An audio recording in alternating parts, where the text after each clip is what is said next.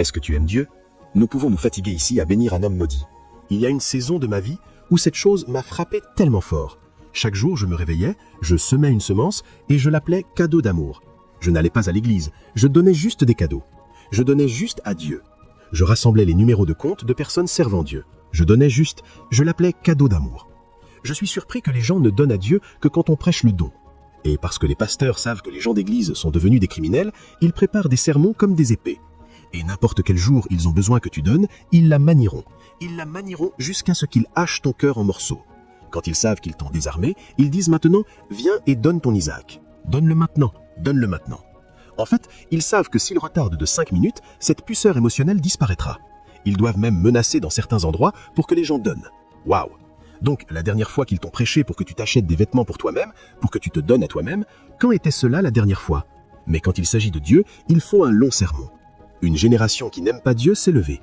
Dans 1 Roi 3.3, la Bible dit « Et Salomon aimait l'Éternel, marchant dans les statuts de David son père. Seulement, il sacrifiait et brûlait de l'encens dans les hauts lieux. Cet amour provoquait le sacrifice. Maintenant, devine quoi? Il a donné 1000 holocaustes. Il n'y avait pas d'enseignement sur le don. Et Salomon aimait l'Éternel. Et Salomon aimait l'Éternel. » En fait, si certaines personnes avaient leur façon, elles voudraient vider tout et le mettre sur l'autel. Où vas-tu apporter cela ici? Et nous arrêterons les campagnes d'évangélisation. Et Salomon aimait l'Éternel. Comment l'a-t-il montré? Par le sacrifice. Chaque fois que tu donnes, ce que l'Esprit pèse, c'est le pourcentage de ce que tu as donné. Parce que pour lui, c'est l'essence de l'amour. C'est pourquoi Dieu exigera toujours le meilleur.